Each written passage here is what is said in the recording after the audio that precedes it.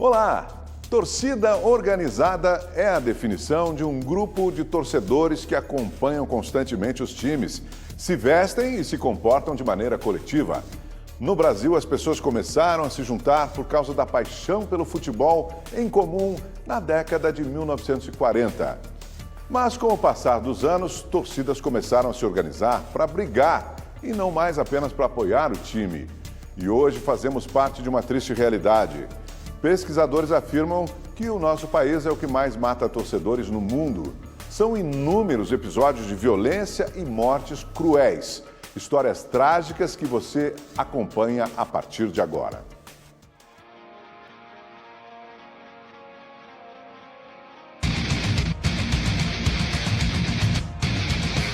Violência, selvageria, barbárie.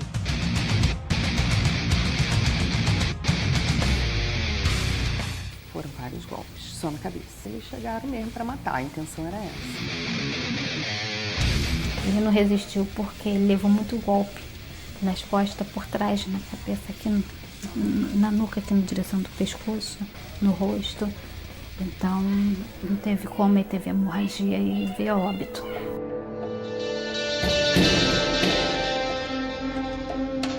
12 de fevereiro de 2017. Nas imediações do estádio Newton Santos, um assassinato brutal. Diego Silva dos Santos, torcedor do Botafogo, foi cercado por integrantes da torcida jovem do Flamengo antes mesmo da partida começar. Ele foi atacado com socos e chutes. Por fim, um dos agressores o segurou pelos braços, enquanto um outro desferia golpes com um espeto de churrasco. O que aconteceu ali nos remete, lamentavelmente, a uma era medieval. As provas do crime estavam dentro da casa de um dos membros da Jovem Flá. A camisa com o sangue da vítima foi guardada como troféu. Essa atitude desses brigões de torcida, eles costumam arrancar bandeiras, camisas e itens da torcida rival e guardá-los como uma forma de troféu, uma condecoração pela vitória na guerra. 7 acusados de envolvimento no crime estão presos e vão à júri popular. O Wallace Costa Mota, conhecido como Tabajara, permanece foragido. Diego é apenas uma das vítimas da intolerância. Nesta casa simples, em Sepetiba, na zona oeste do Rio, encontramos uma família que conhece a dor de perder um filho por causa da violência no futebol. 20 de novembro de 2016. Foi nesta noite, depois de sair do estádio do Maracanã, que Paulo Vitor entrou para as tristes estatísticas. Ele foi pro jogo, sem eu saber. Eu só soube que ele mandou uns áudios para mim, umas imagens, mostrando o campo, né? Aí eu brinquei com ele, foi a última vez que eu falei com ele. Mas Paulo Vitor não voltaria mais para casa. Assim que desceu do trem, nesta estação, seguia a pé para a casa da namorada. Antes, no vagão, entregou a camisa do Flamengo para um amigo, pois sabia dos riscos. Mais à frente, se despedia dos colegas quando torcedores do Vasco o atacaram com pedaços de pau com pregos nas pontas. Com certeza ele devia estar mexendo no celular, distraído, e veio um grupo de torcedores do Vasco e começaram a agredir. O jovem chegou a ser socorrido, mas não resistiu aos ferimentos. A paixão pelo Flamengo começou ainda na infância. Eu sempre fui flamenguista, né? E o Paulo Vitor, quando ele era pequeno, eu sempre levava ele para o Maracanã. Desde criança ele sempre gostou de futebol. Tudo era Flamengo. O computador dele era tudo do Flamengo. As fotos. Meu filho era um doce. Meu filho não brigava, não arranjava confusão. Era a paixão dele, Flamengo. Eu morria de medo. Mas como ele sempre voltava com os meninos para casa, então eu não me preocupava tanto. Mas naquele dia, ele não voltou. Infelizmente, ele não voltou. Esse aqui é o quarto do Paulo Vitor. A família decidiu manter como estava, assim como ele deixou. Aqui no armário ainda tem algumas peças de roupa penduradas. Outras foram doadas, mas as preferidas ficaram aqui, como a toalha do Flamengo, a camisa e a bermuda da torcida. Esse logotipo aqui foi criado por ele. Segundo a mãe, ele adorava desenhar. São lembranças que vão ficar para sempre. Eu não tenho coragem de mexer. Não tenho coragem. Para me dar roupa, custei. Eu consegui. Agora, mexer no quarto, tirar as coisas, ainda é difícil. Os amigos também não se conformam. O cara só vivia rindo, nunca pensava que ele não ficava nem triste, porque era risonho, direto. Pô, eu não merecia essa covardia que fizeram com ele, não. Isso aí que fizeram com ele foi uma covardia. Isso aí tem que estar preso, não pode soltar ele nunca mais lá de dentro. Um dos envolvidos no crime está preso. Ramon Moura Coutinho assumiu toda a culpa pela morte de Paulo Vitor e não entregou os comparsas. Essa turma que matou ele já vinha praticando esses crimes.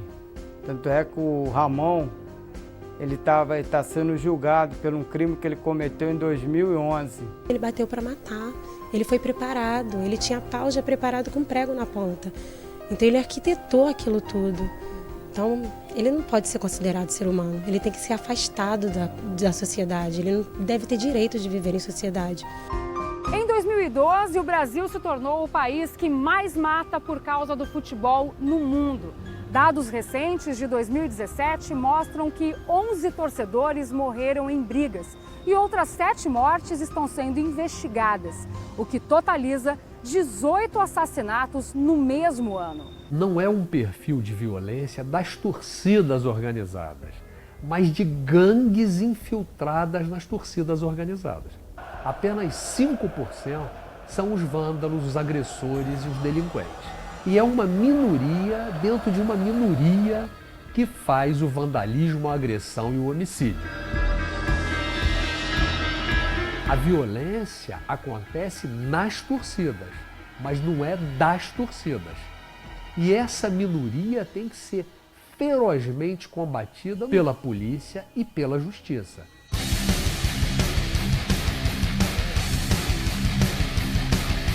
Mas enquanto não são tomadas medidas mais enérgicas contra essas gangues, jovens continuam morrendo por todo o Brasil. É o caso de Davi Rocha Lopes, torcedor do Vasco. Ele foi baleado no peito após uma partida entre Flamengo e Vasco no dia 8 de julho do ano passado. Tudo aconteceu nos arredores de São Januário. Ele foi simplesmente um torcedor. Comprou um ingresso para assistir um jogo de futebol e infelizmente terminou aí nessa catástrofe aí. Teve a sua vida ceifada. Uma coisa que a gente não pode aceitar no país do futebol, nós ainda temos vítimas de torcida.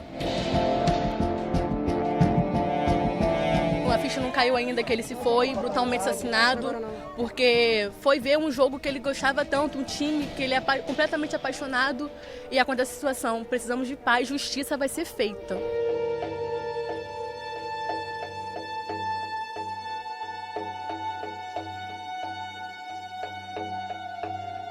5 de fevereiro de 2017, o dia em que a vida de Pedro Lucas Scudieri mudou. O jovem de 24 anos luta há mais de um ano para sobreviver. O jogo era longe, lá em Xerém, na Baixada Fluminense. O Maracanã era apenas um ponto de encontro dos torcedores. Tudo parecia correr bem. O Fluminense venceu a partida por 3-0. Na volta, Pedro Lucas desceu exatamente aqui e seguiu a pé para o ponto de ônibus. Ele estava sozinho quando foi atacado por torcedores vascaínos. 4 monstros, 4 elementos que pegaram ele estava no ponto de ônibus, parece que estava com um saco com uma blusa branca, escrita Fast Flu, e um saco com uma faixa, né, do Fluminense. Eles vieram e bateram nele com uma barra de ferro. E a senhora encontrou seu filho em que estado? O próprio neurocirurgião dele fala que ele chegou aqui praticamente morto. quando ele foi transferido, né? E que ele estava muito inchado, eu só lembro disso, muito inchado. Os primeiros socorros foi realmente, passou uma faixa na cabeça dele e tal, para estabilizar, não sei. Mas a memória real daquele dia, da fisionomia dele, eu não consigo, parece que apagou da minha cabeça. Começava aí a batalha pela vida.